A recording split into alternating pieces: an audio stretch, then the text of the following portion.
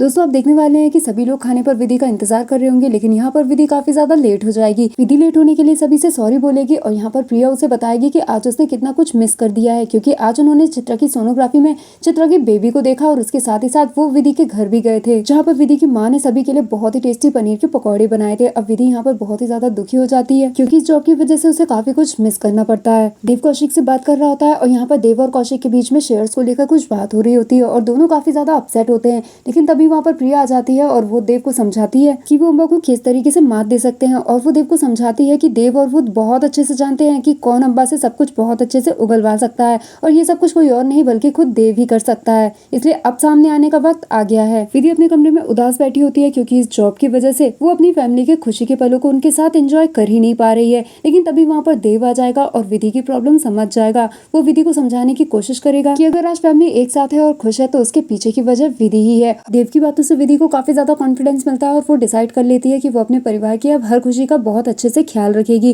वो किचन में जाएगी और नेक्स्ट डे किसके लिए क्या ब्रेकफास्ट और लंच बनाना है उस सब की लिस्ट पहले से ही बनाकर रख देगी। नेक्स्ट डे की तैयारियां करते करते विधि इतना ज्यादा थक जाएगी कि वो डाइनिंग टेबल पर ही बैठे बैठे सो जाएगी, और देव ये सब देखेगा तो वो उसे अपनी गोद में लाकर बिस्तर पर सुला देगा। सत्यवती यहाँ पर काफी ज्यादा अपसेट होंगी कि अगर विधि इसी तरीके से पूरा समय अपने काम पर देगी तो वो अपने परिवार पर ध्यान नहीं दे पाएगी। वैसे भी इस परिवार में बहुत मुश्किल से खुशियां आई हैं, लेकिन देव यहाँ पर सत्यवती को समझाएगा कि जब भी हम कोई नई नई जॉब पर जाते हैं तो यहाँ पर शुरू में प्रॉब्लम्स आती ही हैं और थोड़े वक्त के बाद वो एकदम सही हो जाती हैं। इसलिए उन्हें विधि पर भरोसा रखना चाहिए, क्योंकि ये सब कुछ भी सही हो जाएगा। नेक्स्ट मॉर्निंग जब अलार्म बजेगा तो देव उठकर देखेगा कि विधि तो बिस्तर पर है ही नहीं। विधि यहाँ पर आरती करके सभी को प्रसाद देकर डाइनिंग टेबल पर सभी को उनके मनपसंद का ब्रेकफास्ट कराएगी। विधि को अपने काम के लिए परफेक्शन देकर सत्यवती को समझ में आ जाता है कि उनकी सोच विधि के लिए गलत थी। विधि अपने काम के लिए निकल ही रही होती है, तभी उसकी माँ का भी फोन उसके पास आता है और माँ का भी कहना यही होता है कि वो इस जॉब की वजह से अपनी फैमिली पर ध्यान नहीं दे रही है, इसलिए वो संडे के दिन विधि को पूरे परिवार के साथ खाने के लिए बुलाएंगी। विधि जब ऑफिस में होगी तो वो ध्यान देगी कि एक फीमेल एम्प्लॉय जिसकी तबीयत बिल्कुल भी ठीक नहीं है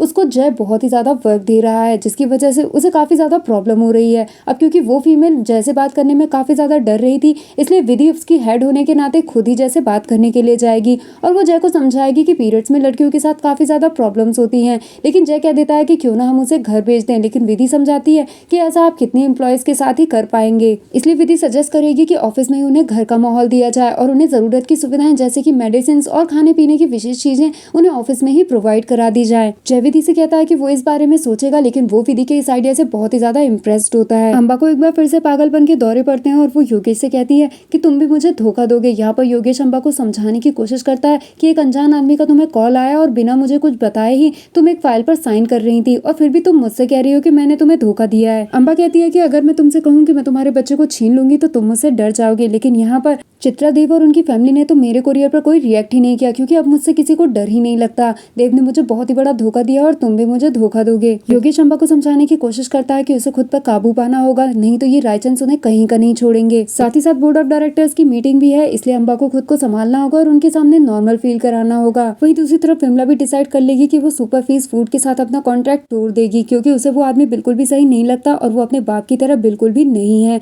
और वो उनकी बेटी के लिए भी अच्छा साबित नहीं होगा। दोनों फैमिलीज इकट्ठी होती है और यहाँ पर अभिमन्यु और विमला अपने फूड आइटम्स के सैंपल सभी घर वालों को दिखाते हैं, जो कि बहुत ही सुपर्ब होते हैं। सत्यवती इस खुशी को सेलिब्रेट करने का सोचती हैं और वो विमला और हरिप्रसाद जी को खाने के लिए इनवाइट करती हैं, लेकिन बेटी के घर पे नहीं खाने की वजह से वो लोग इस चीज से थोड़ा उदास हो जाते हैं। लेकिन देव उन्हें समझाने की कोशिश करता है कि अब वो बिजनेस पार्टनर्स है और उसके साथ ही साथ हरिप्रसाद जी ने देव को अपना बेटा माना है, इसलिए उन्हें अब इन मर्यादा की बेड़ियों से निकलना होगा। तो यहाँ पर अपने बच्चों की खुशी के लिए हरिप्रसाद जी और विमला इन सब के लिए मान जाएंगे। तो दोस्तों आज के लिए इतना ही। वीडियो अच्छा लगा तो एक लाइक जरूर दें। Thanks for watching.